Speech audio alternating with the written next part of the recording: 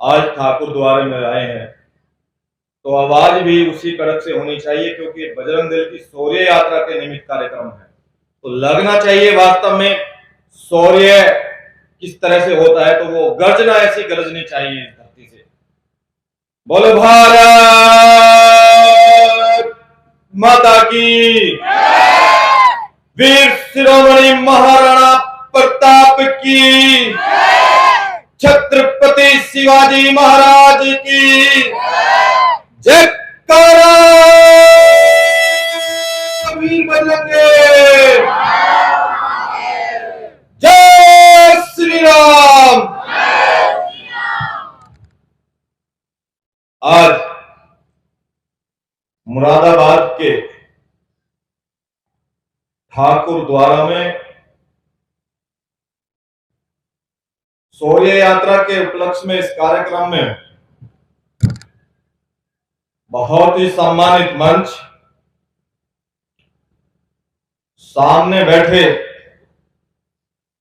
बजरंग दल के तेजस्वीवान कार्यकर्ता बंधु, बराबर में मातृशक्ति व बहुत ही सामाजिक कार्यकर्ता बंधु व पत्रकार बंधु। 1925 से हम इस देश के अंदर राष्ट्रीय स्वयंसेवक संघ का कार्यकर्ता बनकर देश भर के अंदर काम कर रहे हैं। भारत माता के रक्षा के लिए, हिंदू समाज के चिंतन के लिए और हिंदू समाज के अंदर शिष्टाचार और नैतिकता का भाव किस तरह से जागृत हो, इस चीज को लेकर हम 1925 से भारत की भूमि पर काम कर रहे हैं बंधु।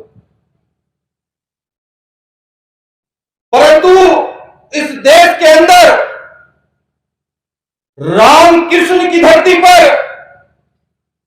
महाराणा प्रताप की धरती पर, शहीद भगत सिंह की धरती पर हिंदुओं का किस तरह से कत्लेआम किया जाता था, किस तरह से हमारी बहन बेटियों के दामन पर जिहादी प्रतिदिन हाथ डालने का प्रयास करते थे, और किस तरह से सूर्य की पहली किरण निकलने से पहले भारत की धरती पर लाखों करोड़ों गायों को काट दिया जाता था।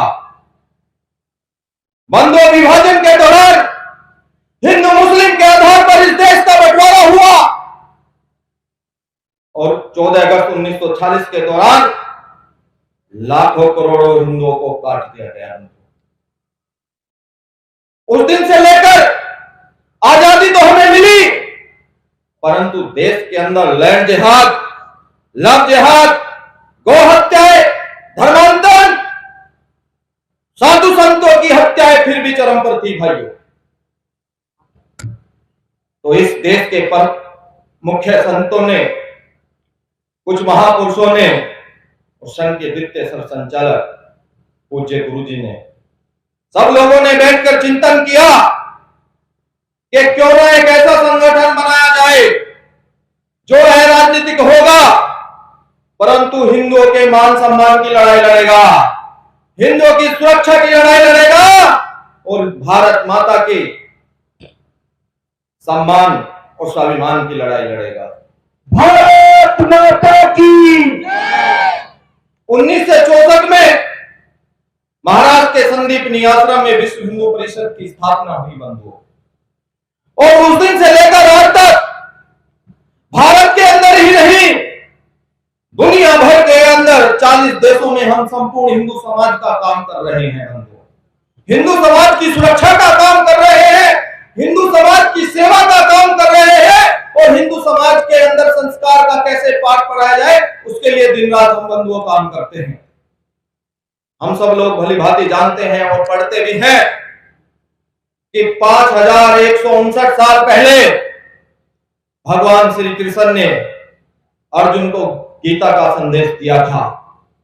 उसी के अनुसार हमारे पूज्य संतों ने अब से 30 वर्ष पूर्व हिंदू समाज को आदेश दिया था कि भारत माता के मस्तक पर जो बाबरी ढांचे का कलंक लगा हुआ है, इसको कैसे हटाया जाए। तो बंधुओं, 6 दिसंबर 1992 वो गीता जयंती का ही दिन था कि भारत माता के मस्तक पर बाबरी ढांचे का सबसे बड़ा कलंक हिंदू समाज ने अपने शौर्य और पराक्रम को दिखाकर एक ही झटके पर उसको गिरा दिया। भाइयों, ये हमारे लिए सबसे गौरव की बात है।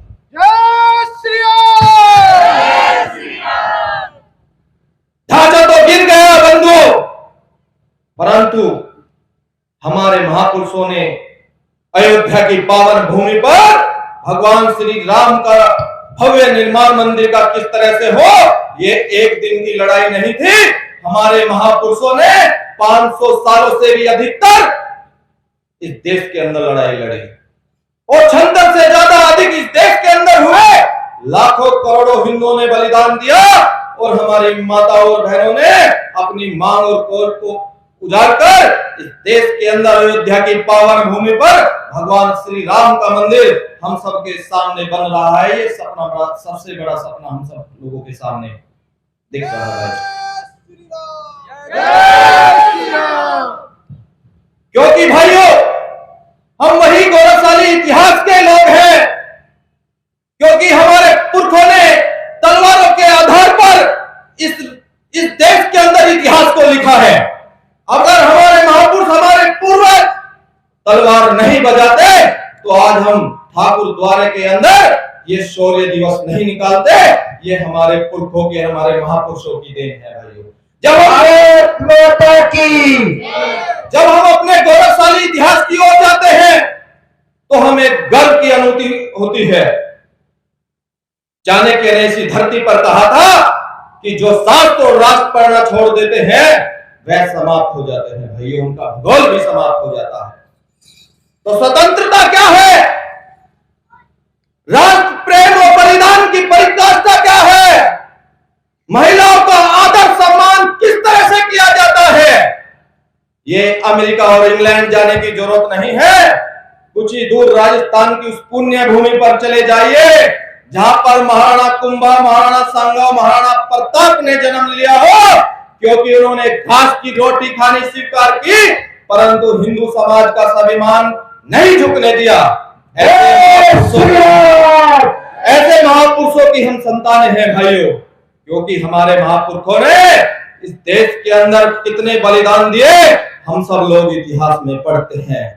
क्योंकि जिन्होंने सिर कटाना पसंद किया, जिन्होंने हल्दी घाटी घेरना पसंद किया, जिन्होंने सरहिंद की दीवारों में जिंदा मरने वाले गुरु गोविंद साहब के पुत्र बनना पसंद किया, और जिन्होंने अपने पति को युद्ध में विजय दिलाने के लिए अपनी गर्दन काटने वाली हाड़ी रानी बनना पसंद किया, और जिस मां पद्मावती ने अपने पति के वियोग में अलाउद्दीन खिलजी को अपना चेहरा ना दिखाने के लिए, अपने स्वाभिमान के लिए, अपनी आस्मिकता को बचाने के लिए अपनी सहेलियों के साथ में जलती हुई आग में जोहर किया। हम ऐसे गौरवशाली इतिहास के संतानें हैं भाइयों, हमें गर्व होना चाहिए।